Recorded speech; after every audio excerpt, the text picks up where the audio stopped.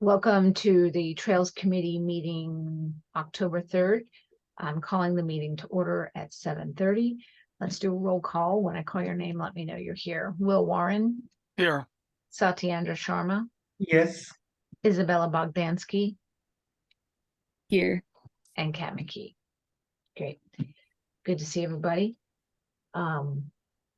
So first order of business, I sent around the minutes that Sati drafted. Thank you very much, Sati. Has everyone had an opportunity to review those? Any questions or comments?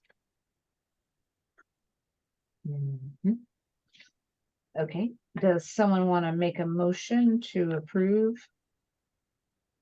the 8/29/23 minutes?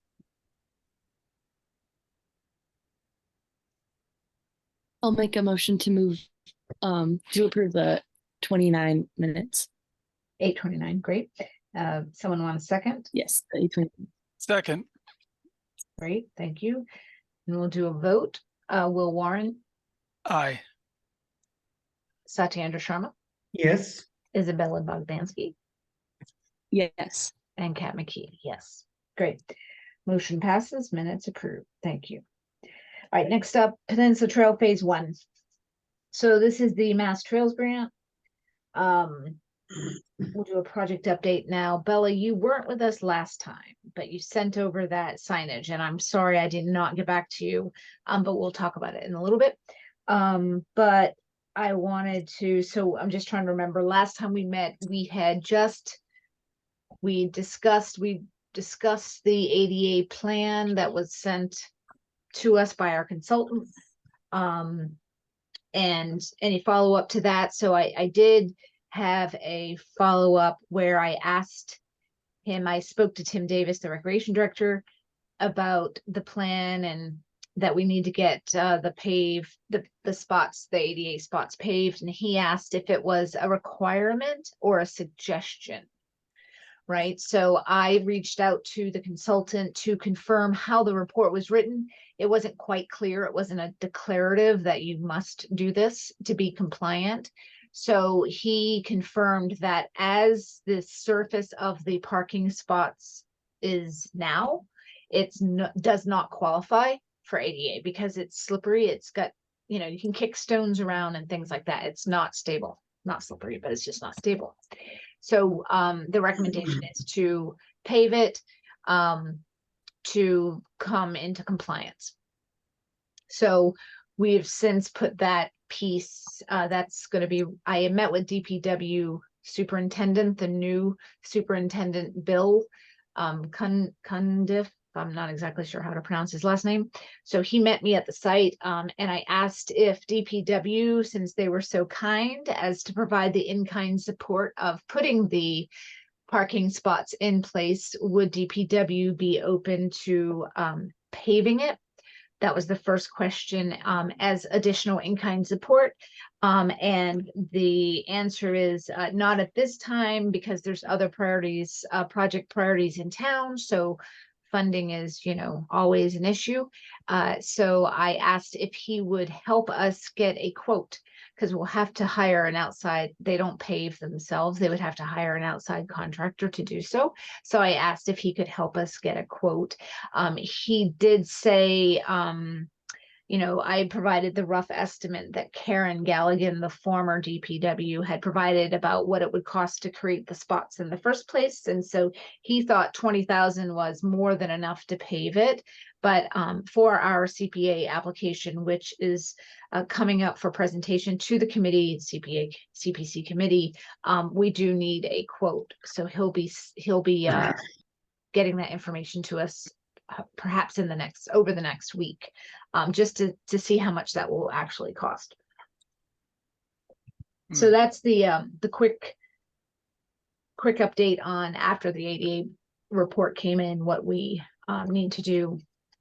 He remeasured everything, and those measurements still qualify. The cross slope and the running slope are still within acceptable criteria. So again, we talked about putting in some benches for some rest stops. We talked about the signage, the type of signage to put in. This was with the DPW guy? with the ADA consultant. Oh, okay. All right. Yeah, I'm kind of filling in Bella. So we do have some ideas of things that we can do to improve the trail as far as making sure that it's in good shape for at least phase one of opening. So related to that, so the fencing is all done, the fencing has been paid for. We're in good shape there. The building inspector approved everything. So right now, the next step with the Mass Trails grant, as far as that goes, is the signage, the interpretive signage. So we'll move to that in just a moment. But I do need to do some grant reporting. So we need to submit an invoice, and with that, I need to connect with DPW, get payroll records for the time that they spent to document the in-kind support. And we also need to submit our time sheets. So I will have to dig out that nice long email I created many months ago about the time tracking with the template and stuff, and get you guys to fill that out. And what we would be looking for is time spent talking during these meetings, any time spent at the site visit since we last reported, which was, I think we submitted you guys submitted timesheets mid-March. I think the report was due March 15th. So it's going to be since then. We're going to want to look back in our minutes and see what we've talked about and estimate some timing for that. And yeah, so, and I think the ADA site visit does count.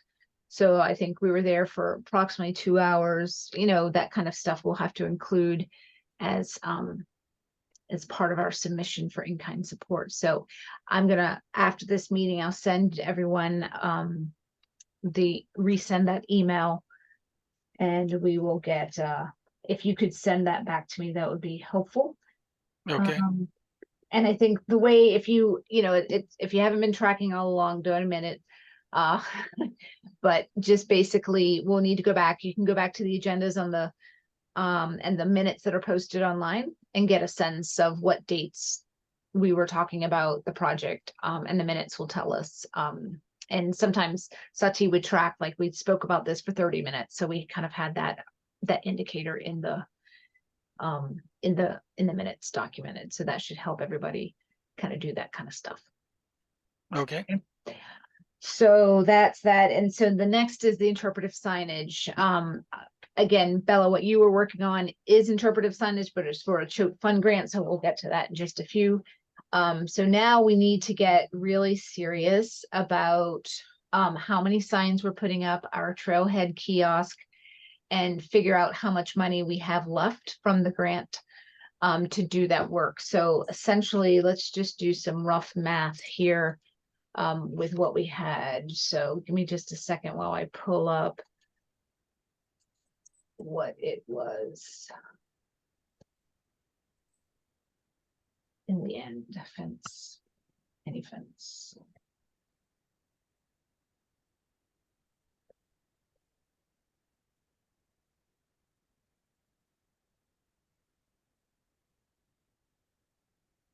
Oh, why isn't it in here? All right, give me just a second.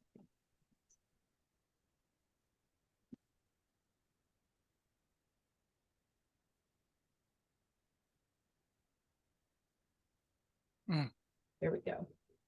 Okay, so the final fence, 717, 33,257. Okay, here we go. 33,257, right? Fence. Okay, so then we had the ADA consultant, which was also part of the Mass Trails grant. And I just sent that in for payment. So give me a second to pull that up. Who did you send that into payment for? Or who did you send that to? Tim, he's the department head that we have to go through for that type of stuff. And then he Right. sends it to accounting. Hold on.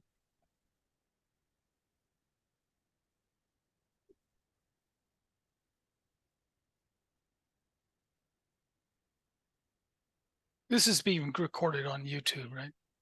Yes, it is.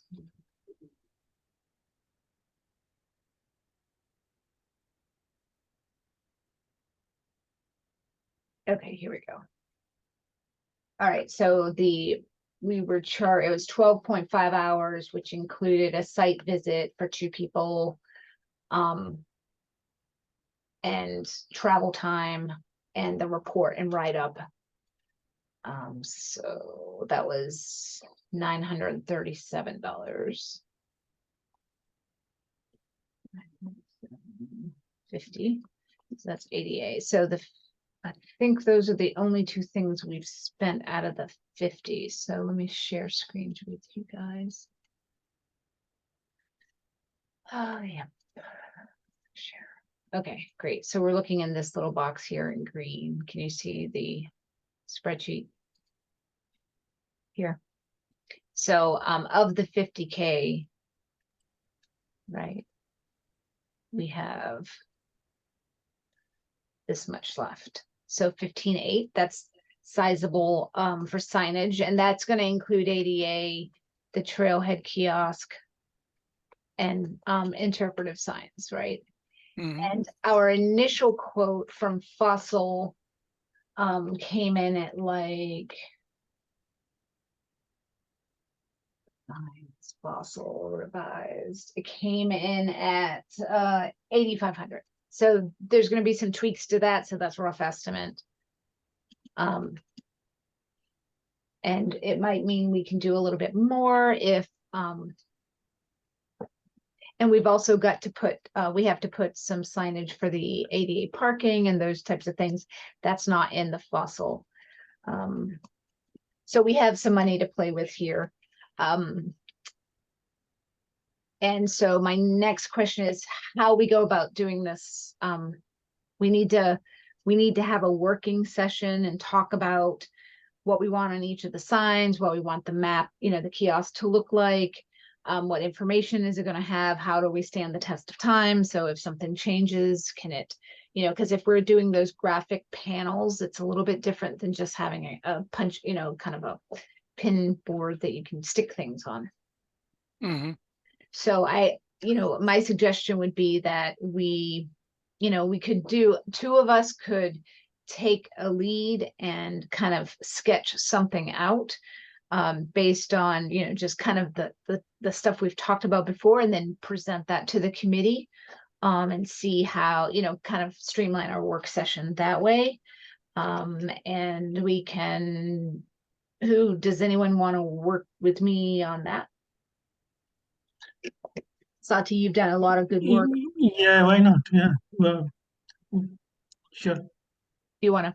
Yeah, so you'd started doing some history research and stuff and had gotten some good things, and so we can do you have how is your next month? Is it super busy, or how are you feeling about timing? I mean, the weekdays are super busy. Yeah. But otherwise, yes. I mean, nighttime is fine. I can devote my nighttime. Okay, so let's see if we can find some good time for each that we can work on this, and then bring something to the committee next time for review. Sure. Okay, and then actually, this is just a good point. I didn't think about this. This is just the sign cost. We still have to think about installation, which we had roughly at 4,000. So I didn't think about that.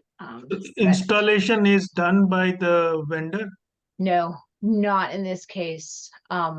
We got a quote from the sign guy that we used for the little Southborough Trail signs that go on the kiosks, and that the stewardship used for the town forest sign. So he had given us a quote and stuff. So we really have only an extra 3,200. And we can will use some of that to ensure that our signs are ADA compliant, and see if there's any way we can incorporate some of the ideas that we've been discussing to make it the signs more accessible.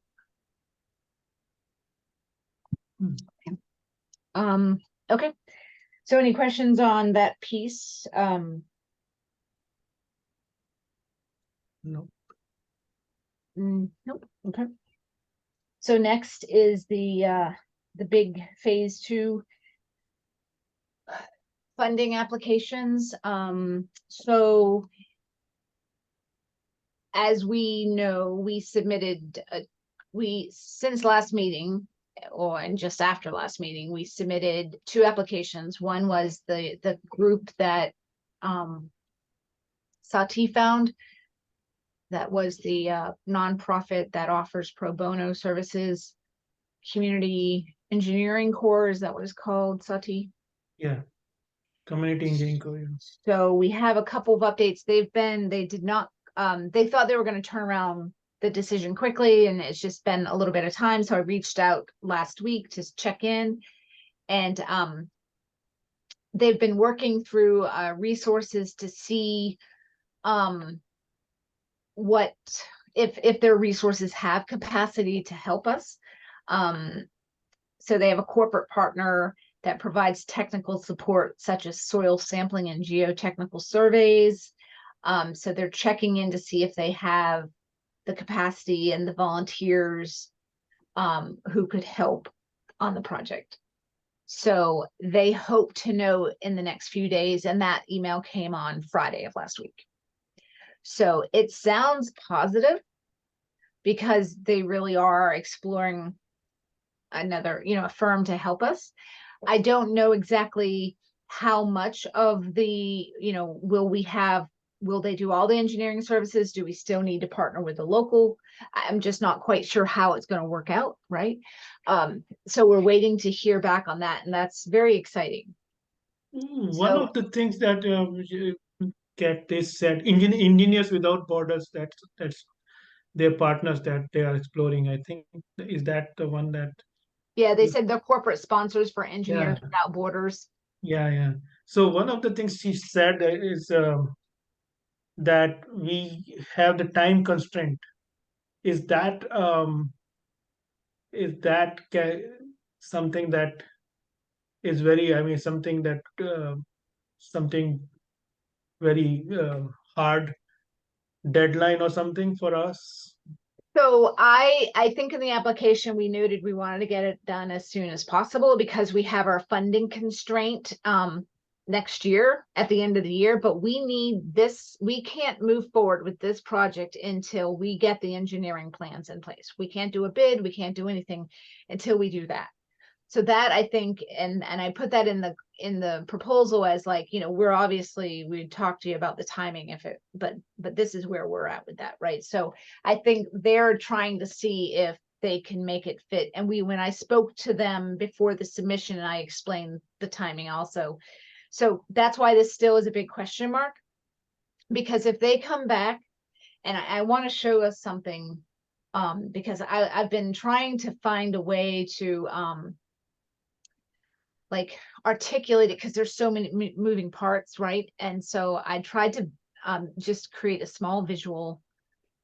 I don't know if it will be helpful or not. Sort of was for me. Okay, so can you see the screen? There's just a blue box. Yeah. Okay, so the first thing we need to do is engineering services, right? And so anticipated timelines, we would ideally do it this fall, right? And I reread the applications from our local engineers that we got quotes from, and it sounded like, I mean, the process, I think it could take 6 months, 6 weeks or more to go through some of the permitting and things. So it could be a couple months, right, for the engineering services to get. They have to do the geotechnical, all of this has to line up within timelines. So that needs to happen this fall before the ground freezes, if they're going to be boring into the ground, that type of thing. So I anticipate October to December, right? This is just guess, just putting it out there as some preliminary things to think about. After the engineering services are done, we go to bid with the engineering plans for the contractor that's going to oversee the project and the bridge and the boardwalk components, right? We would like to go to bid similar to last year in the winter, but I don't see that happening before December necessarily. So let's estimate January, February, similar to what we did before, last year when we went to bid. But we were more into March, so we want to kind of keep it tight into Feb. So then we select a vendor, and hopefully we do that in March. I guess I should probably be liberal and do March, April of 2024. And then that gives us time, that gives us May, June, July, August, September, October, November, December, 8 months to execute the project, which it should be able to do in 8 months, right? So Yeah. that would be great. Now, the problem is the timing is if the engineering services, if the pro bono firm can't do the engineering services until, say, spring, it backs up the project too close to feel, possible in some ways, right? Would we forego free services because of a timeline and, spend our money on $100,000 worth of engineering services, or would we try to make the timeline work? It's something that we're going to have to think about and decide together as a committee. And I'm not sure what the answer is to that, right? So what we've decided to do in parallel is to submit a community preservation application so that we have something at least to fall back on for additional funding. Now, when we last talked, we were going to, we were kind of thinking in the terms of like putting the engineering services in the application. But when I got down to writing the application, I realized very quickly that the engineering services aren't what we're going after the money for. We need to spend our current money that we have. If say, let's put pro bono aside, we don't get it. It's not, we just say we don't get it. And now we're just relying on CPA. If that's the case, then we need to use the money we currently have, the ARPA money and such, for the engineering services. So we can keep on this timeline, right? So we use the ARPA money, we buy the engineering services, we get that in quote, and then we follow this plan again. Then we go to town meeting and the town votes. So what we're essentially doing is shifting what we're paying for with what. If we use the money we have to buy engineering services, then we don't have the money we need to buy the bridge, the contractor, and the boardwalk. Does that make sense? So that's where we're lacking. So the CPA application had to be written to cover those components, the bridge, the boardwalk, and the contractor. Right? Does that make sense how that shifted a little? Yeah. Now, the controversy may come out that, well, you've already asked ARPA for the money to cover this project.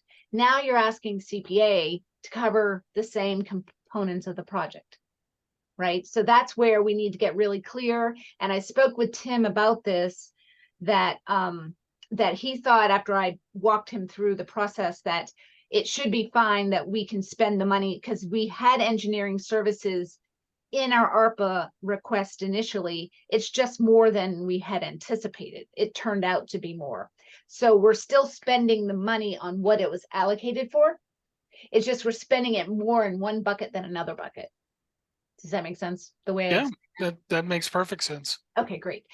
So if now this is the other question, say the town says no more money for trails. No, and our application doesn't go through. What do? We have engineering services that we've paid for plans for a bridge and a boardwalk, and we don't have enough money to finish the project. What do we do? So what we could do is we'd have to go after, it's potential that we would lose if we can't use any of the remaining ARPA money, then we would perhaps have to lose that money and then go after a mass trails grant next year to pay for the other project components that we could piecemeal. We have to go piecemeal then. Yeah.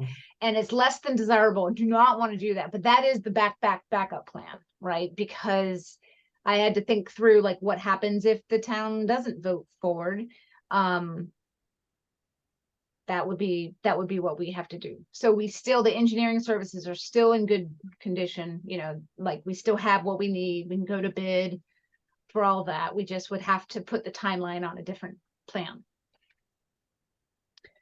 So that's that. And then, so I was playing around with the budget and I just switched screens. Are you seeing some highlighted yellow now? Yeah. Okay. So over here in this corner, we have CPA funding that's 47, right? And ARPA part 1 well, I don't know why it's part 1. Part 1 and part 2, because part 2 is the crosswalk. Got it. So technically for this project, for all of it, we have 191,000. right? Now, we're not including phase one, which is the fencing and the signage. That's separate. It's not the same right? It's not the same project. So, and I took that money down here out because we don't want to confuse it with what we're doing here. So here's some estimates that we use to go and present in front of ARPA, right? And I put project manager, our initial project manager estimate was like based on our consultant that we'd met with, a lower hourly rate, and it came in at under 5,000. I'm not convinced that that's enough money for a project manager to do the job. And I think it's going to be more. So I have a placeholder in the CPA application for, I think I said it was closer to 10,000. So it was like 9,000 based on $60 an hour. I used some hourly rates provided by the engineering quotes. So I would be at least in the ballpark of, you know, some quotes that these types of people would charge. So what did I say? Yes, I think I did 9,000. That was 150 an hour for 60 hours. That's a real blind spot. Like, I don't know exactly how much it's going to cost, right? So that is why it's in red. And it could be one of those game changers and deal breakers, because just like the engineering services, when we were misquoted the initial 7,500 and it turns out to be 100. So I want to be really careful. Mm-hmm. The project manager is not taking on any liability, are they? No, the liability is built into the permits. I mean, built into the construction plans, the engineering plans. Right. Right. So they're going to have some liability for putting the bridge together, and they're going to have liability insurances, of course. So there is going to be some liability they have to cover because they're putting things together. Yeah, well, but project manager cannot. That could be a deal breaker then, depending on how much liability you're anticipating they're taking on. Yeah, I don't know how to actually define it and then quantify it. Yeah, but project manager will not be taking liability. That's not really, that's sort of above and beyond a project manager role. Yeah. What is? Putting things together is they're in charge of having it happen. They're in charge of laborers putting it together. They're in charge of putting the project together. They're overseeing it, but they're not actually doing it. And when you say they're in charge, they're hiring someone to do it. Well, but you know, when you hire someone, that doesn't mean you assume the responsibility or the liability for what they've done. I understand, but for simplicity purposes, without getting too much into the details, which are very important details, the liability is a huge deal. They have to, in this case, they're going to be the ones, you know, the liability, there's the design plans and there's, you know, the engineers take on the liability for those engineering plans. But once the project contractor gets into place, the reason he needs insurance is because he has to take on some liability, whether it's him or he passes it through to his subs. We you know, can work through those details. Yeah, I think only one of the things might be the delivery time. You know, if you don't deliver, you know, within the time frame, that is the liability the project manager might have. You know, the reason I ask about the liability, if you subtract liability, it's just it's an hourly wage kind of thing, right? Yeah, and they have to build in profit, what they're, you know. Yeah, but I mean, this is not going to be a full-time job, right? Yeah. No. This is going to be, I don't know, a quarter of a year or less kind of thing. Yeah. I think, what did they, one of the, I thought it was like a 6-week time frame. One of the engineers had estimated this type. Yeah, that's less. That's about 11% of a year. Yeah. Right. So that's not that much. And, you know, so you're basically what you're saying is, you know, project manager, you're probably going to figure all in cost 100,000 or something a year.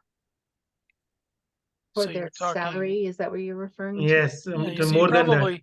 You're probably talking 10 to 15 total. And I'm just still curious as to why they take on liability. I mean, because I don't think that's going to advance our conversation, but let's. I understand, but put I a- think that's an issue that needs to be researched. Right? Well, of course it does. And of course we're going to be drilled on all of that stuff. And we have to explain it. But I think for the purposes of dollar amount, let's put a pin. You're in charge of that topic, Will, to bring it back up when we can talk about it a little bit more. Is that okay? Okay. Yeah, Yeah. I'll bring it You're up the in guy. my You're yeah, the I'll bring it you're- up in my very diplomatic way. Okay. Okay, great. So then again, when we created this estimate, we were still before we knew Mass Trails grant was coming through, right? So some of this is the same that we have in other, had included in the Mass Trails grant, but anyway, but there's still going to be some consulting labor with the ADA, so we're going to keep that. This was a quote for some permitting and outreach and stuff that we're just going to keep. The engineering site assessment and plan review for bridge, I'll put a placeholder here of 100,000. Basically, the quotes came in at 69, 81,000 and 152. So we're gonna like make VHB go away because that's just too much money. We can't do it. So I put 100,000 in there because I don't know. I reread both quotes again, and there's some, like if the permitting doesn't go smoothly and their estimated number of hours is exceeded, then there's going to be more money to be spent here. So we need to build on top of these some contingencies just in case, for example, permitting requires more hours or something else happens that requires more money. So 100 might be a little high given these, but we need to come up with something so that we can, kind of be talking the same language. The other thing that we don't know is the bridge and boardwalk construction install. This was the using volunteers, which we're not able to dictate or determine that we can use now. So this labor cost is going to be different and it's going to be higher. This is going to be built into what the project manager and what the bid responses are going to come back with, right? So we don't know exactly how much this is.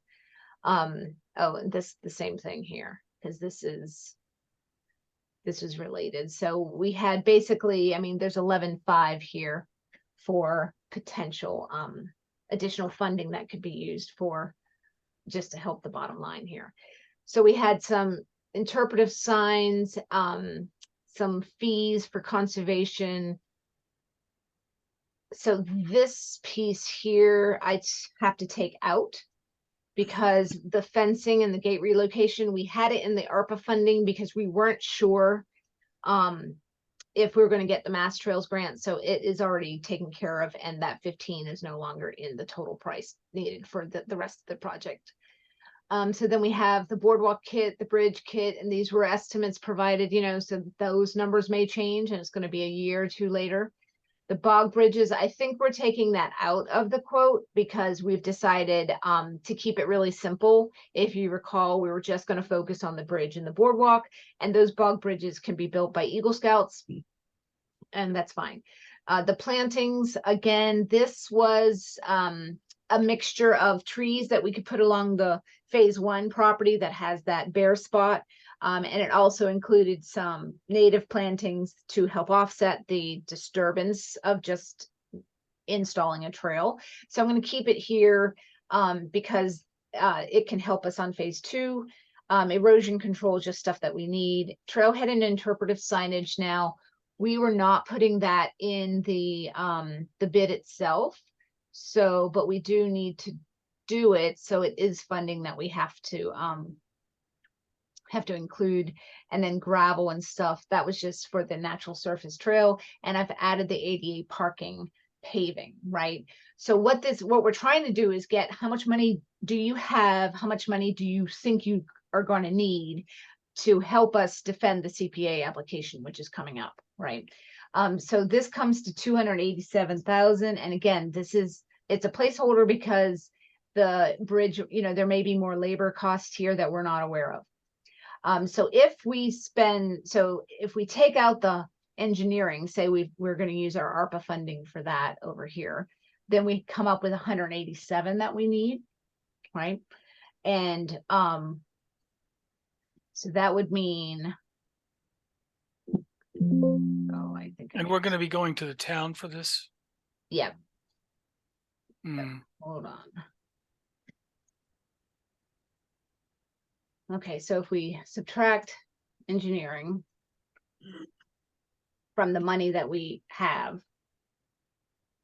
Hmm. right? Yeah. Hmm.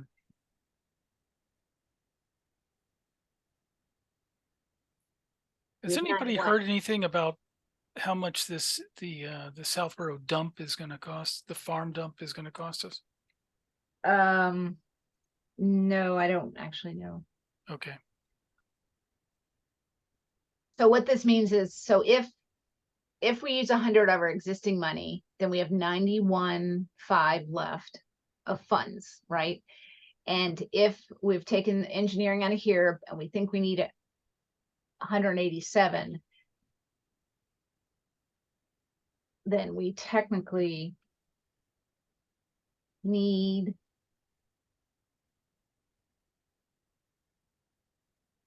96-ish. how did we go down from 187? Because hold on, let's see. Because if we have 187, we take out engineering, right? Over here we have 191 on hand, and we take out and we spend 100. We spend the 100 for engineering, then we have 91 left, right? So we can apply the 91 to what we need to buy, and then we have 96 left that we need to obtain. So we need at least another 100,000, right? This doesn't count the crosswalk or any of that stuff yet. So what I'm doing is I'm merging us into the CPA application because I might need to change some of the way we've approached it here, right? So I'm going to now switch screens and show us the CPA application, right? So I put the bridge, the boardwalk, and the management, an estimate for the project management fee, paving, striping, and signage for the parking. And the subtotal comes to 163 with a contingency of 10%. And so the total is 180. And that technically exceeds what we just factored in, right? So we were at 96. So my question and what we need to figure out is how we justify the numbers, right? So if we need to come down in our estimate for CPA to be more realistic with what we need, so we're not asking for more than we need, we can do that. But two is we want to create enough buffer, because you just saw we have enough unknowns that it could roadblock us again. And so that's where I want to talk to the committee about how do we present that, you know, and just so you know, like on the CPC committee right now, Lisa Braccio, for example, is on that committee. I think she's on that committee. And she used to be the select board member. And so she heard all the ARPA presentations. She was there the whole time, right? She's very familiar with this project. And so now we're coming back some of the same components, right? And we have to explain ourselves what we're doing here. And we need to justify why we're asking for more money. So I want to put it out to you guys. What do you think? How should we approach this? Where can we bring this project down? You know, now that we've done some rough numbers over here to see what we think is 100,000 we need, and how do we exactly do that and keep a buffer? Well, this is all predicated on the engineering costs basically being paid for by somebody. No, this is us paying for the engineering costs. And then what about the rest of the bridge and everything else? Well, that's what we're trying to sort through, right? Okay. So we're pretending now in this world that we're not going to get the pro bono work, right? And because this is what the CPA is, the CPA application's a backup plan if we don't get the pro bono. I still think we need a version of the CPA, even if we do get the pro bono, because this ADA paving and striping is new. That's some new costs. So it could, our proposal could change if we do get the engineering funding, but let's focus on that not happening right now because we don't know. And there may be, even if they do the engineering services, I need to understand how much of the scope they're going to be doing, right? If they're just doing the engineering plans, and we can still use the engineering services of one of these firms for some of the ancillary stuff, some of the, maybe the local permitting. I don't know how much the pro bono is going to cover.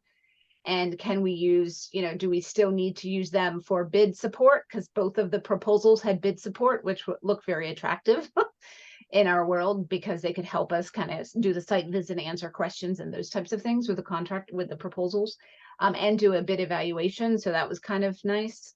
Well, so there may still be some engineering stuff we have to pay for.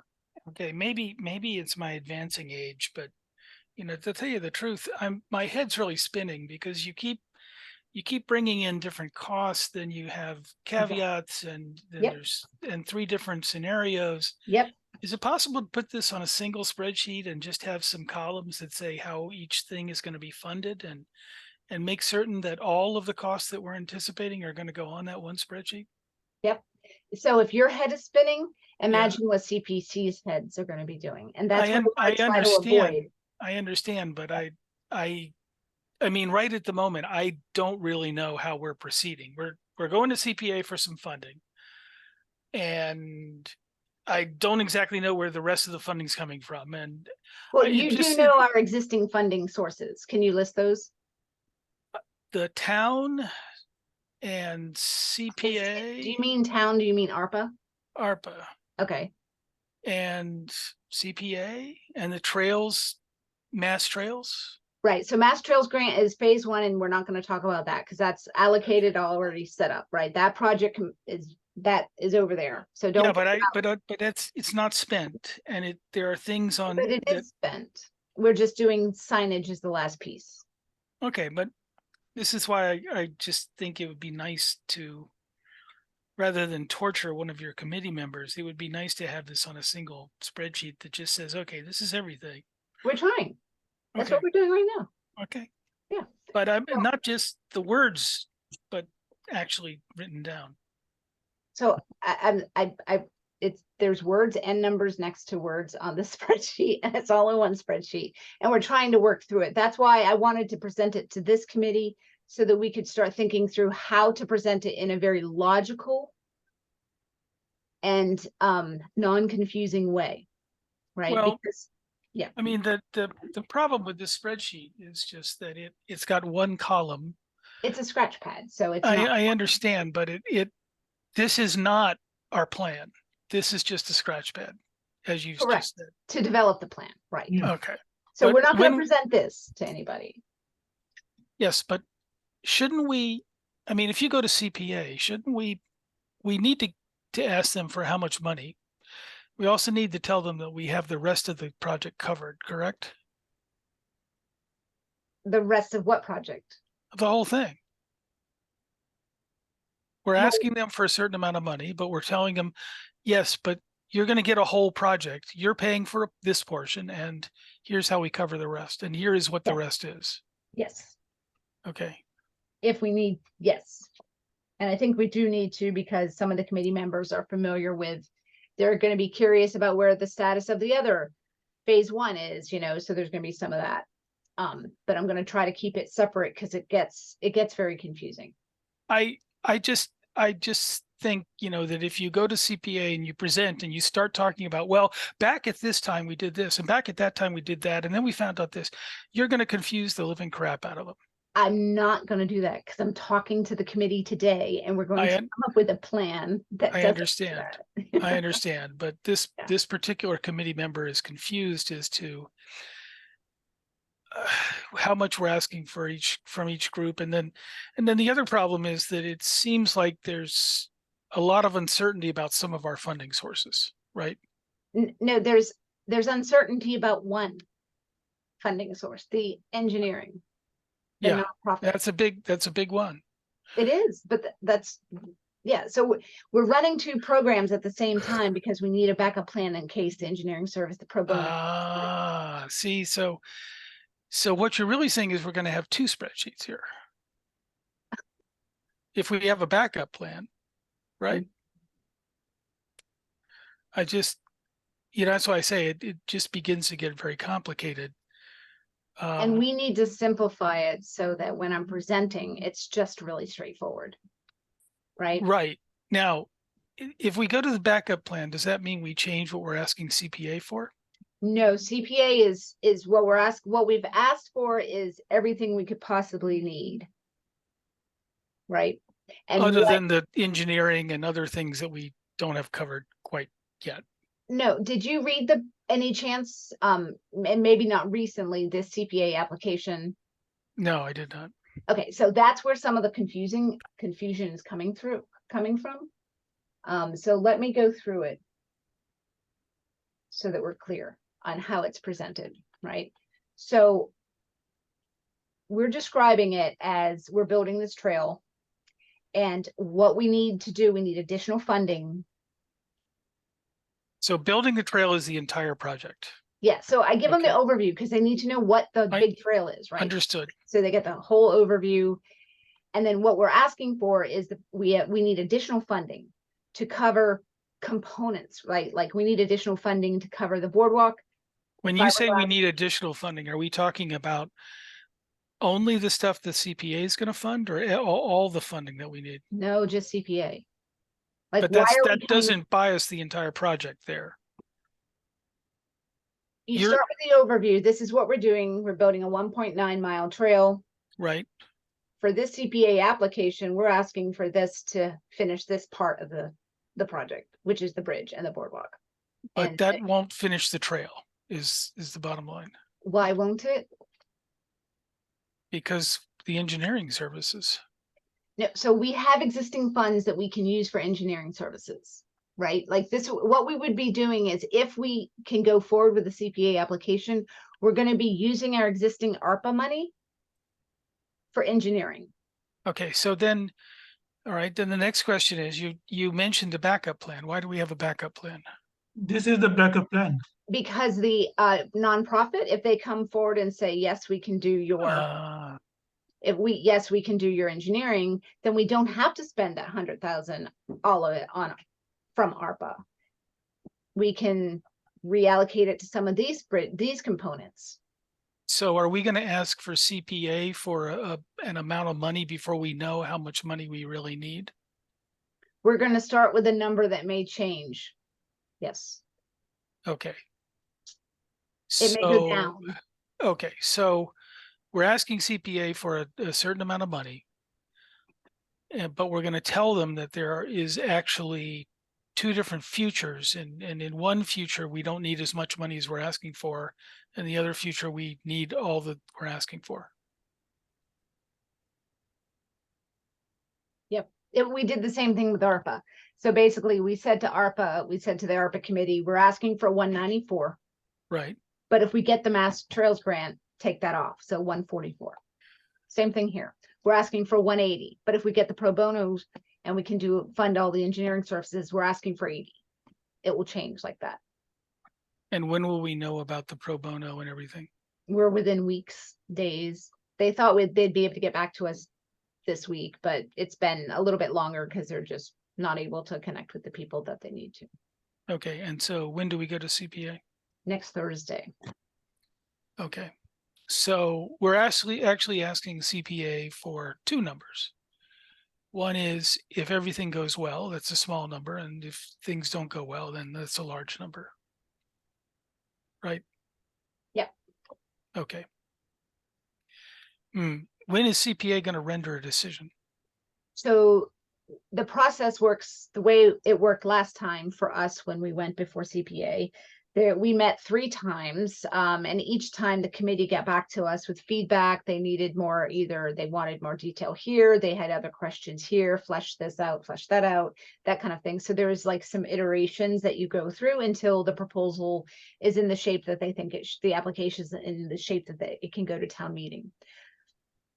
That's how it worked last time. So I'm assuming it will be a similar process where you meet with a committee, they ask you some questions clarifying, and then you edit as needed. Okay, so by the time town meeting rolls around, we'll know how much money we actually need. Yeah, we'll know it we'll know it within a few months of Right. now. And then the next question would just be, suppose town meeting doesn't want to vote the whole enchilada. Then we have to pause, and if we can't do anything more, we may lose the ARPA money by the end of the year, and we go for a Mass Trails grant to fund the rest of the project. Why would we lose the ARPA money? Because There's if it's nothing. not been encumbered by December 2024, you lose it. Well, December 2024 is 14 months away. Yep.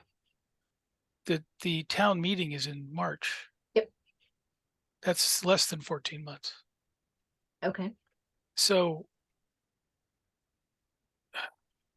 I don't understand why we would end up losing the ARPA money. I think we got lots of time on that.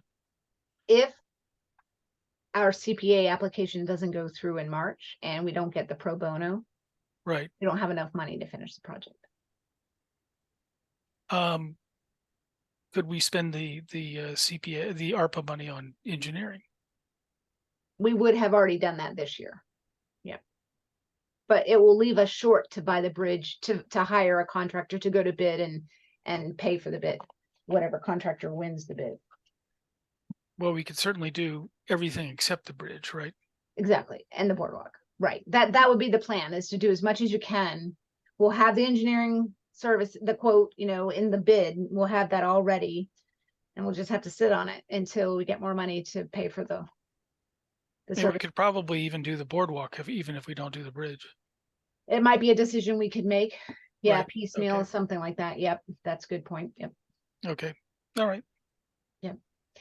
So, having gone through all that, now we need to present it in a way that's attractive and clear to CPEC. Well, is CPA really going to be able to make a decision until we know with more certainty the rest of the cost? How are we going to get more certainty on the I project? thought you management? said that we were going to know some of these key things within weeks. Well, we'll know whether pro bono will come through in weeks, right? Right. But we won't know. This project manager thing is a big question mark. The install, some of the bridge, some of the components of the bid may come in, like just for example, when they went to bid the senior center, it came in much higher than they had anticipated. That could happen here, where our proposal comes back, the bids come in much higher than we had anticipated.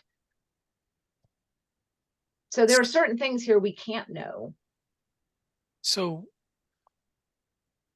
when we present to CPA in a week, we basically don't have a hard number that we can give them in any way, shape, or form. That's what you're saying. It's not quite accurately said that way. We have the best estimate number that we can have at this time. Well, when you say something like, the project manager is a complete unknown kind of thing, and the other thing is It's not a complete unknown. It's just, I don't know what the bids are going to come back at and how much a project manager is going to expect his hours to be. We have an estimate from a consultant who was at a lower rate that provided us a number that we used for our Mass Trails grant, and then we used for our ARPA application, right? So I took that estimate and I upped it to using rates that were included in the engineering package, because those were rates of project managers that would potentially be a project manager. So instead of using $60 an hour, I used $150 an hour to get a more accurate number, right? To get closer to what it could potentially be. Okay. So why don't we give CPA a worst case? I think that's what my estimate is for them. Okay. You're gonna estimate all the things that are still mushy as sort of a more worst case thing, and say this is potentially how much money we need, and on the low side, here's potentially how little money we need. That's an idea. So I am hoping that we will hear from Pro Bono Engineering Services before I get to that meeting, because if we don't, then it's going to be an interesting conversation of how I walk that line without confusing folks. But to go back to this, what we're providing, what we're asking for in the CPA application, funding for the boardwalk kit, that's a known number because we have an estimate, right? Now it may be fluctuate because it's been a year and the other kits may cost more or less. This is an estimate, a fixed estimate that we have, hard copy. Same thing for the boardwalk, for the boardwalk and the bridge, right? Those numbers are fairly known. Again, they're going to fluctuate. That's how this is how this works. You get an estimate and then it fluctuates and you find the final number in the end, right? So you do your best due diligence as much as you can. Understood. Was the CPA, was anyone on the CPA assuming that we had already completely funded what we needed? Are they going to be surprised with our request? I don't know that they'll be surprised because we indicated in our first application that there would be an expanded scope. And this is the expanded scope. And we referenced that in the first application. Well, yeah, but in terms of the scope of finishing the project, that's not been expanded. Right? No, I'm sorry, say that again. In terms of the scope of finishing the project, not what we're asking for CPA to provide. Right. The project has been the same the whole time. It's been the same the whole Yeah. time. So Yeah. when you say the scope has expanded, the scope of the project is not expanded. The Okay, scope of the how much scope money of we're the asking first CPA. application. So when I first put in the CPA application, the very first one, we had a very finite focus for that application, and that was the fencing. Right. Right. And then in that application, we called it expanded scope. This Okay. phase 2 piece, right? We alluded to a phase 2. We alluded to these things and put some examples of what that expanded scope might be. So they shouldn't be surprised that there's an expanded scope because we referenced it in phase 1, right? Okay, so this is just phase 2. It's not, it's a phase 2 to get the project completely done is what it is. Yep. And then the amount of money that we think we are going to have to go to CPA for may have gone up. That last part, I'm not quite sure what you mean. Well, or let's say now we have a better estimate of what we need CPA to provide, right? That's not accurate, quite framed properly. We're just coming back with additional project scope that we need funding for. When you say project scope that we need funding for, the scope of the project really hasn't changed. It's how much money we're asking CPA to provide. Mm-hmm. It's how much of the scope we're asking them to fund, not that there's more scope. To them, there's more scope because they saw phase 1 only. So to them, this is additional scope.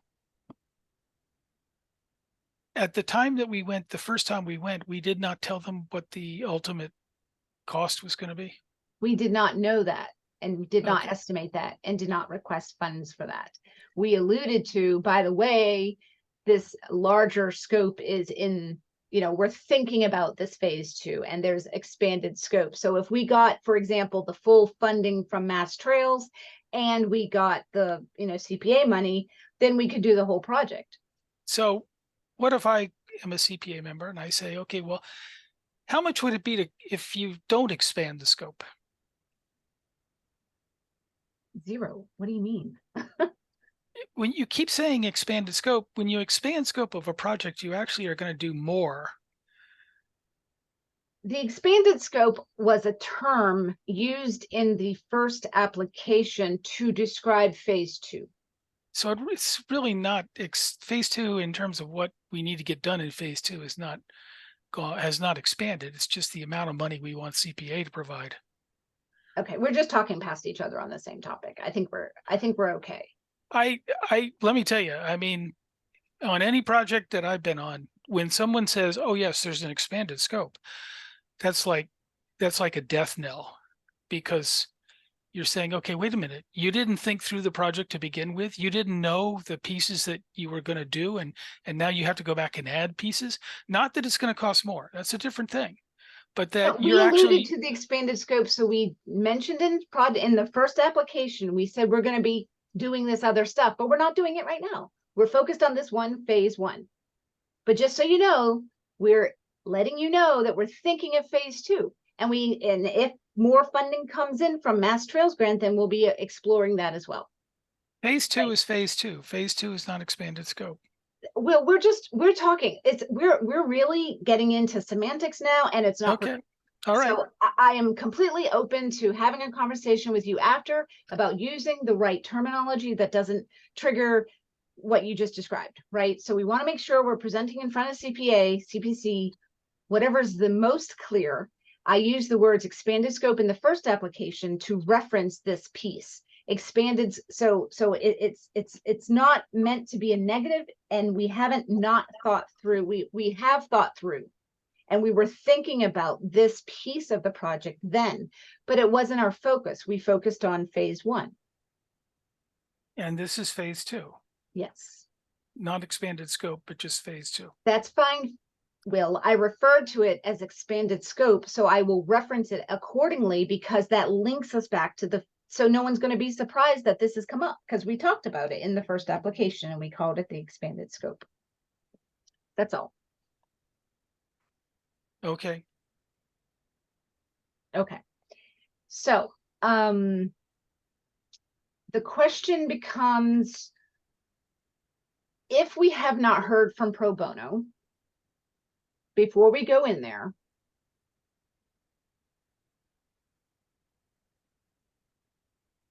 am I simply sharing that there's a chance that some of this, because the other thing is, yeah, I don't exactly know how to present that without.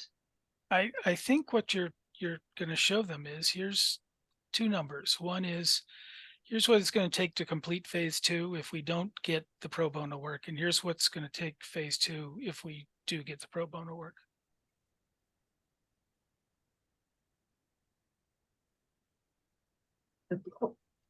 The little bit of an issue with that is, we still, even if they say and agree to the engineering stuff before, we won't have enough time to exactly know that everything that we need covered, from all the wetland delineation to the NOIs to all that stuff. We don't know if all of that will be included. You know what I mean? So it's not a black and white. We can't go in there on Thursday with a black and white, because we don't, there's some things we just don't know.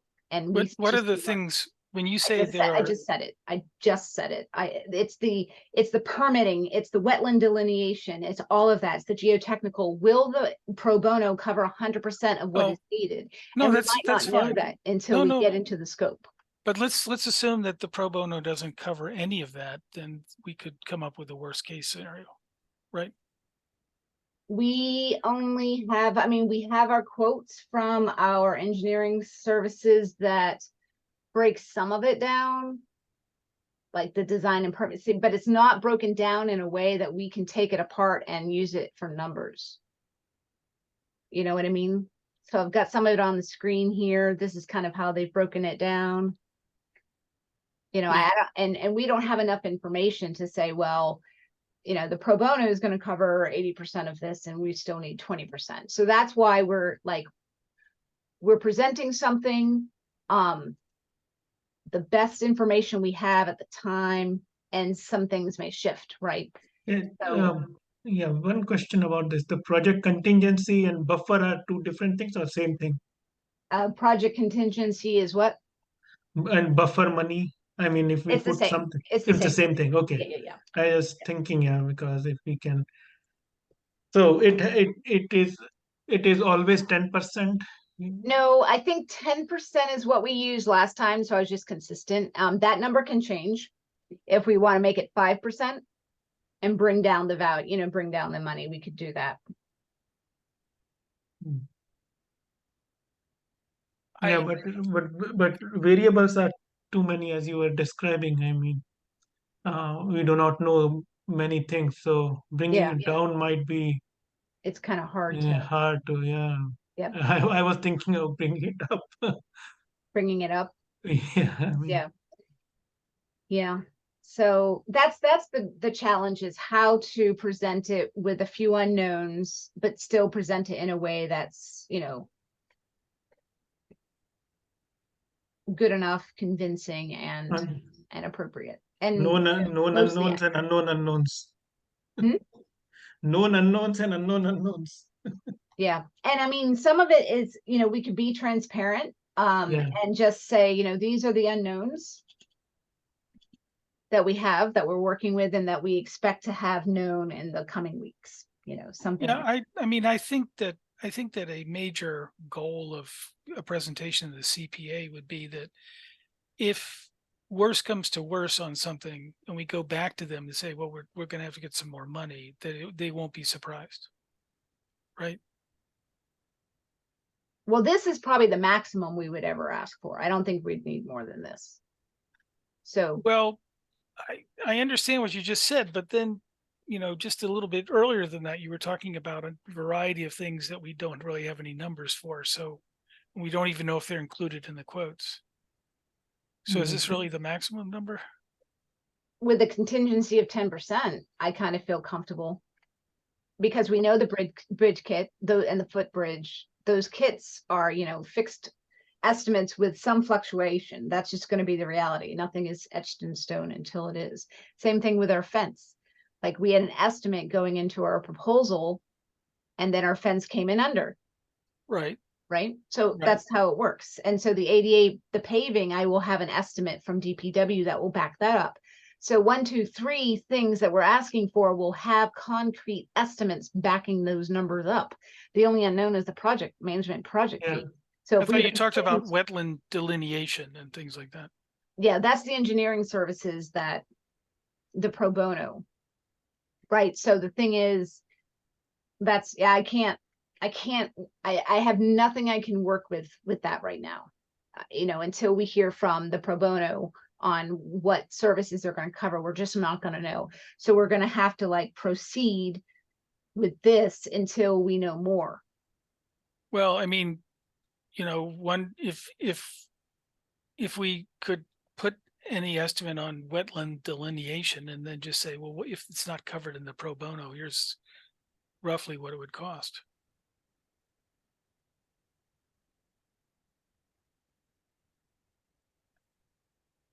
I don't have a way of getting that information. Yeah, I mean, what kind of number she doesn't have it? She's It's just saying kind of grouped in here, difficult. Yeah, Yeah. Yeah, but I mean, difficulty. you can't even make a wild ass guess. I don't make wild ass guesses and put them in applications. I want we have our project management is not a wild guess, but it is a guess, because we don't know what that's going to come in at. We're basing that on a consultant's estimate of what he was going to, put in the bid, for example, and that's the best we have. But I would not. I mean, that's what kind of got us in this situation. Well, we asked for a back of the envelope quote on engineering services, and we did not get what we needed. Cat, one thing I just checked on the internet. Yep. How much does it cost to delineate wetlands in Massachusetts? The cost of delineation depends on the size of the project. An area smaller than 5 acres can cost $1,000, 1,000. while a larger project can cost thousands of dollars. Yeah. So But it's do not we? tens of thousands of dollars. No, not tens of thousands.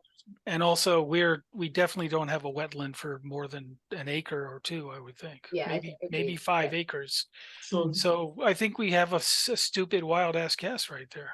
Yeah, and that's called, it's covered under contingency, because that's a 10% contingency, right? That's $1,000. That's covered in the $16,000. That would be an extra cost that could be covered under that, for example. Yeah, but you could also put a line item in there and just show people that you've thought about it, and we actually did do some research on it. Okay, but the application is focused on everything outside of the engineering services, because we need all of that done this year, right? So we can't leave the wetland delineation for this application that's not getting approved until March of next year, or not approved, because we need all of those engineering services done this year. So we, as the Trails Committee, need to come up with that money. And what I was proposing is we reallocate our existing ARPA money that had already been allocated for engineering services. It's just now more than what was initially budgeted. Yeah, no problem with that. All right, so we've talked a lot about this. I'm very clear on being clearer, and less is more, and trying to present it in a best case, worst case scenario, which is probably a good solid way people can take that if we don't have more information from our pro bono when we go into the meeting. Okay. Okay, so the CPA meeting, I believe they start at 7 p.m. It's next Thursday, the 12th. If anyone wants to join that meeting, you're welcome to attend with. I would love to. It's an in-person meeting, right? I don't know. I've asked for that clarification because I need to know how to present. If we're going to present virtual, that's much easier. If I have to have, if we're in a room, are we going to have AV equipment, like where we can present on a TV from a computer? Or do I need to have printouts so that people can follow a PowerPoint and see stuff? This is a committee that meets regularly, right? Yeah, they meet every month. Okay. Everything we did last time was Zoom because it was COVID, right? So Yeah, we're back to COVID, I think. is that why? Well, I won't. Okay. I was just curious. I've seen an uptick in mask wearing, and I'm like, I had last month. you had COVID? When? Oh, did I know that? I'm so sorry. No, I didn't tell anybody. No? Are you feeling better? Yeah, I mean, that was in fact, it was in August, not last month, but it is about last month only. Last week of August, I went to California and, Ah, well, got it. All right, so I'm going to stop sharing. If anyone has any thoughts on this, certainly shoot me an email, give me a call. And I will go from there. So okay. Okay, so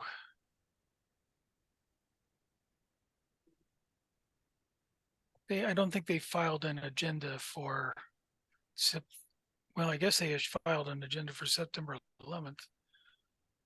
I was just looking at CPC to see what they did in the last meeting, which would be September They 11th. discussed, I think they discussed the applications, and then they were going to invite folks to do presentations this next meeting, and then they did other business. I forget exactly what they did, but okay. So thank you for your time on that. Next, September 11th, they met in person, if I'm not mistaken. was it in person? I don't know if they do in person or a hybrid, or there was one they did via Zoom they did the CPA like presentation. If you want to present your projects, they did that on Zoom because I watched it. So I don't know what their September 11th was done at 9 Commonwealth or Corderville Road, which is the senior center. Is that the senior center? Okay. Yeah. So Okay. All right. Next up is Heritage Day, which is Monday. I And will be there. You'll be there for Rotary? I'll be there. I'll be floating around. Yeah. Yeah. So I'm gonna propose we don't have a booth this year. there is no time. No time. Time is, yeah. Okay. I mean, last year, I believe you got sick from it, right? Oh, I did. And I missed my. And you had to send out a whole bunch of, Yeah, I attended. I've got syphilis emails. Oh no, I mean I've got COVID. That was your email, not mine. Not funny, Yeah. not making light of that, but yeah, yeah, it's not enough time, but also we're focused on these. We really need to stay focused on what we're working on. And sometimes we do a lot of things at the same time. So we have to stay focused. We have a presentation due on Thursday. So we'll miss the Heritage Day this year, but and again, we're not able to collect names in the same way. It is a good networking event. It is good to get out there and talk to people, but I think we'll be able to attend next year, and we'll probably have lots of fun and great things to share with everyone. So if the committee is comfortable with that. No, I think that's fine. I guess last year you collected names which you could put in, but we no longer can do that with the new No, website. we have no ability to increase our visibility.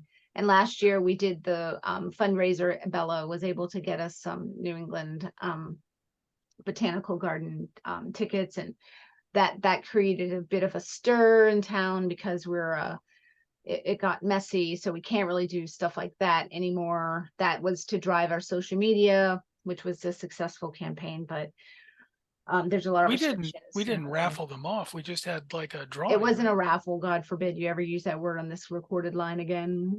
No, Not a no, raffle. no, it wasn't. But No. we got into trouble just for handing out Having tickets. anything related to getting donations. It was a tricky situation. So we can't do that again. And Oh, so okay. All right. it's not much we can do. So we're just this year we're gonna skip, and we'll focus on next year, making it big and great. So I'll let Tim know. He asked if we were gonna participate.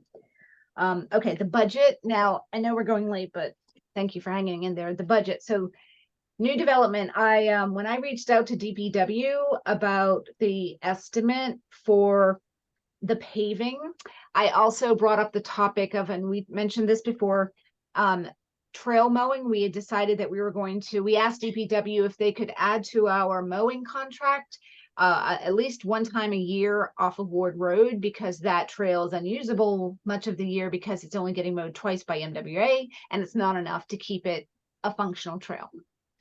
So last year we had reached out to J&J, and the cost is more than our budget. We can't afford it. It would just take most of our budget to do one mow.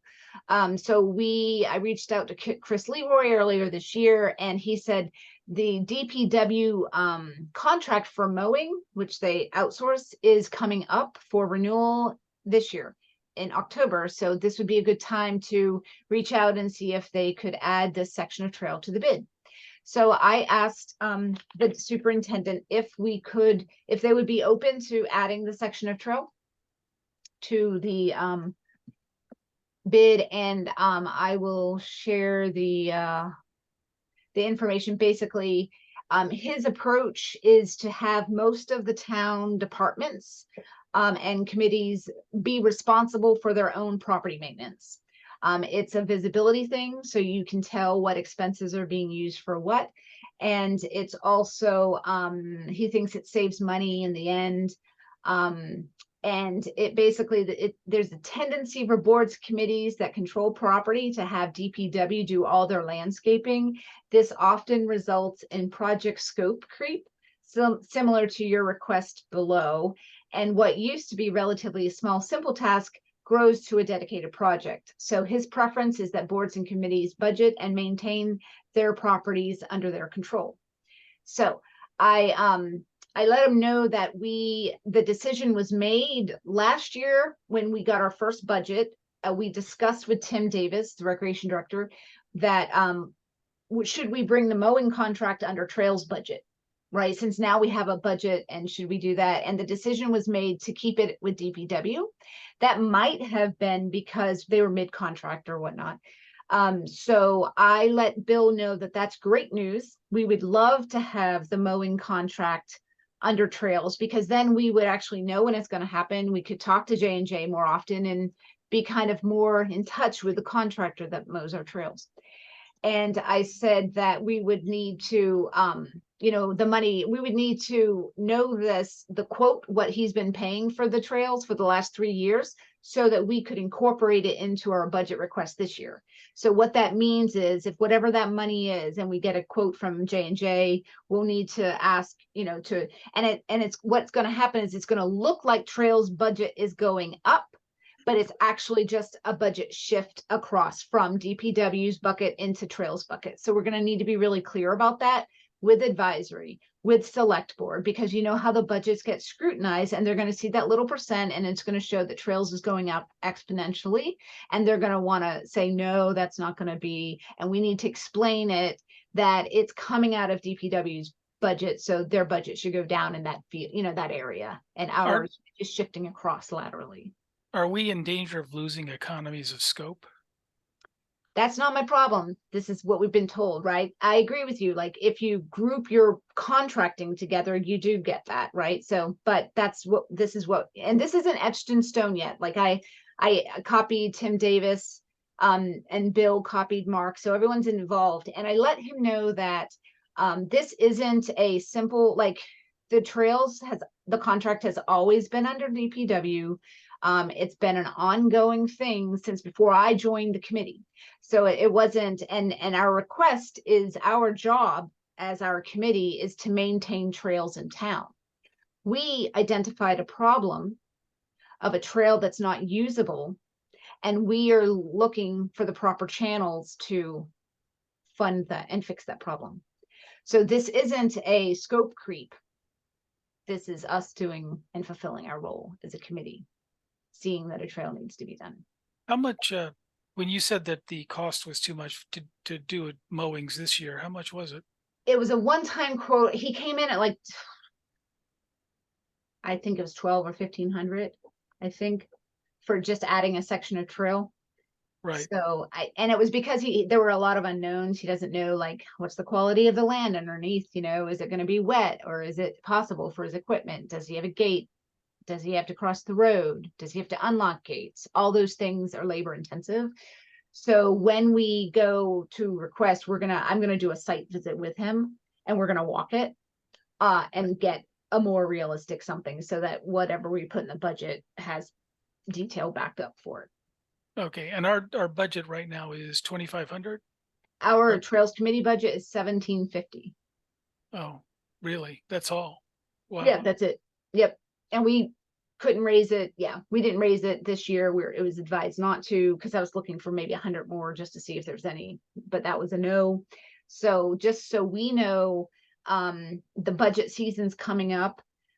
So we're gonna have to start getting the quote in, talk to Tim Davis, make sure the whole town is comfortable with this approach, and then we'll have to probably, you know, we'll have to defend the budget so that people, and educate people on why it's increasing, because it's not really increasing. It's just a lateral shift of the money that's already been allocated for this type of work with some change to it.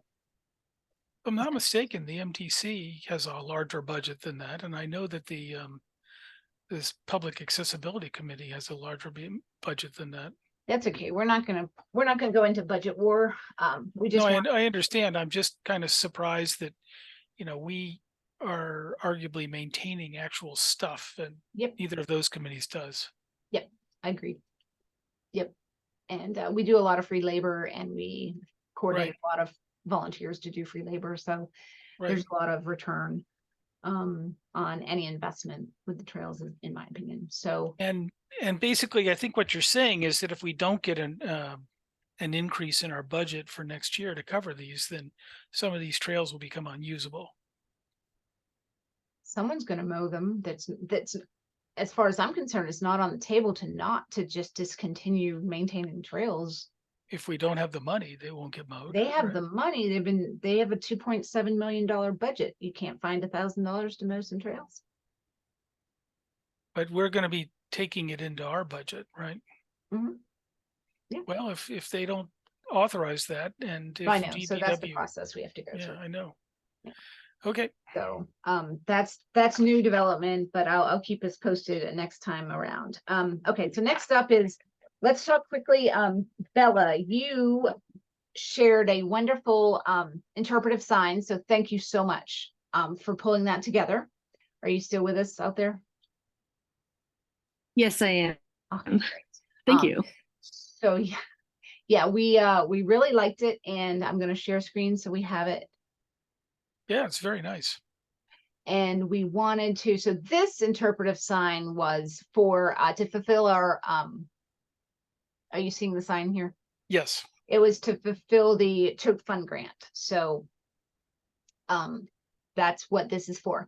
And so a couple of comments, Bella, and I don't know how your timing works, but so for the most part, we loved everything about this. The only challenge I think we would have is how vertical this is. And if you think about the interpretive signs that we see along trails and stuff, they're usually more like horizontal. So this might be tricky to, if you kind of imagine, yeah. Do you know what I mean? Yeah, no, I totally do. Yeah. I actually watched the video from the last meeting Oh, when I wasn't great. there, just Oh, to good. see like what you guys talked about. And Oh, good. I just wasn't sure like what the dimensions of the sign were that we were working with. So this is actually just like a template that I found. So I Yeah. can definitely like rework that with something that's like more manageable. And the last two pictures I saw you guys like guessing what the last one was, and I Yes. have no idea what that is either. Those bottom two pictures are just like preloaded Okay. pictures that came with the design, and then Yeah. the top two are ones that I added. Okay. And one of them is one that I took of that trail, Yeah. like in the wintertime. And I Okay. wanted to get some more pictures from the trails in person as well. Or Yes. if you guys had pictures from the trails too Yes. of white pines, not that you guys necessarily do, but next time you're out and about, if you think of doing that, that would be great, and sending me a little photo. Yep. But yeah, I can definitely rework the design to what you had in mind. Yeah, and so that's great. So I may have some pictures. This might be a great time of year too, as things start to change color, get some pictures, not that pine trees change Mhm. colors, so that might be moot point.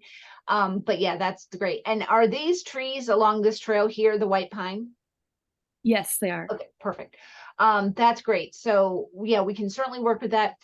As far as dimensions go, now I'll just share one piece of experience that I recently did with the town forest. So it was like a 2x3, and it's a longer sign, right? 3x2. And if you do, what I ran into is if you do a sign that long, you really need two posts, right? Because if you just do one post in the middle, that sign is going to bend over time, right? If it's not supported at its ends, or at least close enough to its ends, it's going to bend a little bit, right? And so Yeah. the challenge is, if that's the case, is it a 2x2 is more like a square, I don't know if we want that necessarily, but that's the challenge. Is so we definitely want to make it horizontal. 3 feet's probably too long. So then maybe we do think about a square, like a 2x2. Is there like a 1 by 2 foot? Is that a dimension that's possible, or like not really? I mean, let me get a ruler and see what it looks like. Yeah, I mean, I think 1x2, yeah. Yeah, that might actually work. Yep. And so it's a nice footprint, like a smaller footprint, so it's not, getting in the way of nature being nature. That might work. Yeah, and also just like limiting the amount of posts needed as well. Yeah. Just like if it's a little smaller, that Yeah. would help. Yep. And yeah, so if you have time, I can send you some pictures if you want to play with some of the others. And then if we put it in a horizontal format, then we can probably, at the next meeting, look at the design. If you want to circulate it ahead of time, we can share it with the team, with the group, and then come back and comment at the next meeting, and we can then just approve it, get it printed, and we could get it in this year. And I guess we want to put it along this trail, Isabella, right? Because this is where the white pines, we know that they are. And Yeah, yeah. I think there's a lot of them in town, but yeah, this is definitely a great spot, especially because it's just such a prominent strip of them. yeah, and it's a nice section of trail too. So I'm just trying to remember, one side is the Bolin pumping station. Where does it go? It goes out to Why am I not thinking of it? Is this the one that This goes is like towards? behind Lynbrook, not Lynbrook, sorry. The Oh, road that Keel, connects out to Johnson. yeah. It comes out at Northborough Road where the culvert was broken. Yes. Yeah. So should we put maybe that's the good side of because that's an easy road. That's just down the road from our trailhead and parking that is related right next to the farm. Right? So that might be Yes. I like that side. There's also already at the back, there's a log book in a trail map box at the end of that trail right Off now. of Ward Road, right? What'd you say? Off of Ward Road, right? No, this one is off on Northborough. There is one. Is there one on Ward Road? Did we put there? Oh, is there one? Yes, there is. There's a box. I There noticed is. that the lid was broken though. That whole post is broken. We need to replace it. Yeah. It's hanging on by a thread. But the map box is broken too. The lid. Yeah, someone just broke the lid off of it. Is it gone?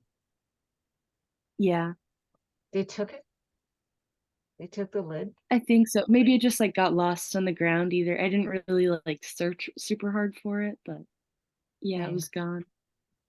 Now are we going to make this narrower, or you said we were going to decrease the So size? it's vertical now. We're going to make it horizontal and do a 1x2. One tall, 2 wide. Yep, that's the plan. And then there'll be 2 posts.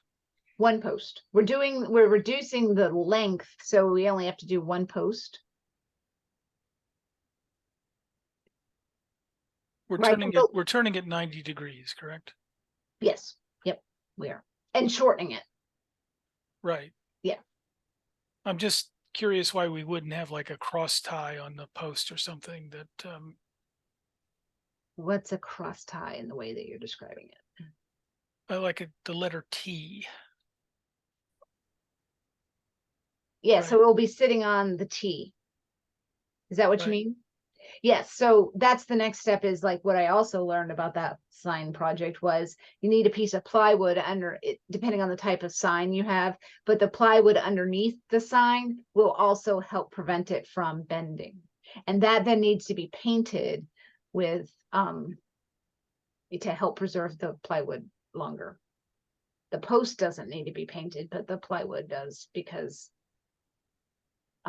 Do we anticipate that this kind of style will become, we'll have other signs in this style as well? yes, we could. And so as far as style goes, so the interpretive sign itself will look different than other signs, right?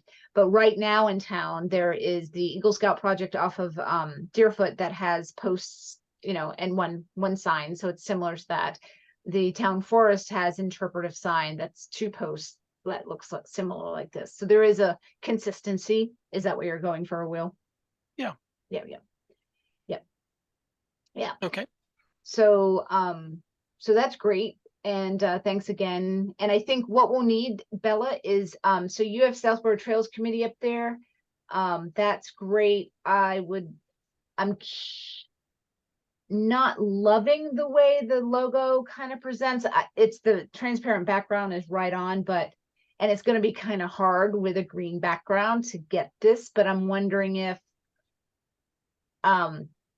Yeah, that was just like a image I found on Google and just added it. So like if you have a clear image of that, I can add that to the next copy that I make. Yeah, that was and just I'm kind not of a sure. reference. Yeah, it is. It's good. So we do want it for branding, but we also want to put at the very bottom, funded by the Choate Fund, the 2020, or the Choate, funded by a Choate Fund grant, right? Okay. Because that gives them credit for, and we did that on the other signage too. So it gives them credit for the funding that they provided for that. So that I would put that at the very bottom. But yeah, so I think, is that enough to go on and with a few pictures that we can share? Yeah. I just had another question. How do you feel about like the content that Yes, I so added? Do you think it let's needs anything else, or do you think it's clear enough as to what I'm trying to convey? Just eastern white pines and them in Southborough and how you can identify them, and yeah, just a little history about them. Sounds good. And you're going to get more appropriate pictures for the bottom too, right? Oh yes, yeah. Yep. Those are just the template ones that came along. Have you Okay. ever heard of what to identify an easy way to identify the white pine is that they have, is it 1, 2, 3, 4, 5 needles like a hand? Yes. Yeah, Yeah, so we I have, could definitely add that too. I will always remember that. And I kind of think it's a fun fact for people to like, how do you tell one pine from another? And that's just one identifying tip. Yeah, totally. I'll definitely add that. And so where we say eastern white pines are essential for wildlife, providing resources for a variety of insects, birds, and mammals. The resources being just the tree itself, that they either eat the tree or they live in the tree, or they, is there Yes, any all other of the little above. factoid that we can elaborate that would be a takeaway? I could find something about a specific animal and something unique that they use about the eastern white pine. That might I be could do fun. that. Yeah. Why it is called white pine? Why is it called the eastern white pine? No, white pine. Why white color? Oh, why is it white? White. Oh, good question. I think it's because of the color tone of the needles. Okay. If you look at them like in the right light, they have like A white sheen. like a milky whiteness to them. Mhm. What's another type of pine that's not white? Is there a red pine? I can't remember. There is a red pine, black pine, pitch pine. So Um, is the red pine a little reddish? Like, for example, to your it has 3 needles in bunches as opposed to 5 needles, and its bark is very scaly compared to eastern white pine's bark. ooh, do we talk about eastern white pine's bark here? No, I don't.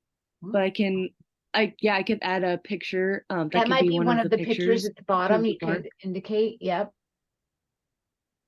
So what they'll take away is they'll learn about that. They'll learn that it is an eastern white pine, how to identify it through the needles and the visual of the bark, right? And then animal and human uses of the tree. Yep. I like it.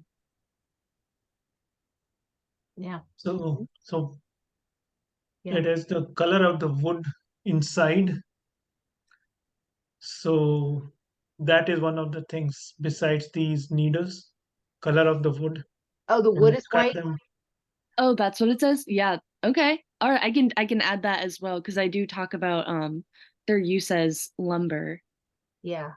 And I like the what you've done here is there's enough, I would call white space, except it's green, but enough space that it's not crowded, right? So it's very Yeah. digestible chunks of information rather than long paragraphs of text, which are harder to read. Yeah, that's like what I was going for. Something Yeah. that was broken up a little bit Yeah, easier. mission accomplished. Mhm. Awesome. So this is really great. Thank you so much. So if you can do your magic and make the tweaks, and then we can talk about it next time and just distribute it when it's available. I will look for pictures tonight and send some over if I've got them. And yeah, so Great. Sounds good. Thank you. awesome. Very exciting. Okay, so I think the only thing we have is our next meeting, and I'm sorry this one went long. We had a lot of good stuff to talk about, and I appreciate everyone's time and thoughts, and Will, especially yours, because you were a good example of what we might experience at the committee, you know, with some of the detailed questions. So that will help kind of flush out how we present in a more clear, clearer way. I'm a asset for PETA. Okie doke. So what are we looking like? So if we present on the 12th of October, we may have some decisions and such to make. Do we want to look at the week of the 23rd? That would be fine. Maybe Tuesday, the 24th? How is that looking for others? That would look, Yeah, that would be fine. Okay, Tuesday, That works with me as well. 10:24, 7:30. Great, great. Okay, good. And so then we can regroup. Now the only caveat is if we hear from the engineering people, I might need to pull that meeting up a little bit. So I'll reach out to everybody if we do need something sooner, because we might need to make some quick decisions, on the pro bono thing. Actually, now that I'm thinking about it, can we just look at the week before that, and how is Tuesday the 17th? I believe Tuesday the 17th would be fine with me. that's okay. How about you, Bella? That works with me as well. All right, so I don't mean to do that, but I think if I'm gonna bank on something, it's probably, we're gonna need to do it a little bit earlier because we'll hear from them. If we don't hear from them, then I'll probably push it out a week, just so it gives us a better shot of, So we put 17th then? yeah, so now we've changed it since 10:17 at 7:30. Okay. Great, so thanks again for everything, everyone, and let's do a, does someone want to make a motion to adjourn at 9:11 p.m.? I move that we adjourn at 9:11 p.m. Great, someone wants I second? second it. Great, roll call, Will Warren, Aye. Satyendra Sharma, Yes. Isabella Bogdansky, Yes. and Kat McKee, yes. Great, all right, thank you all and have a wonderful evening. Thank you. You too. Night. Bye, everyone. Have a good night. Good night. Right.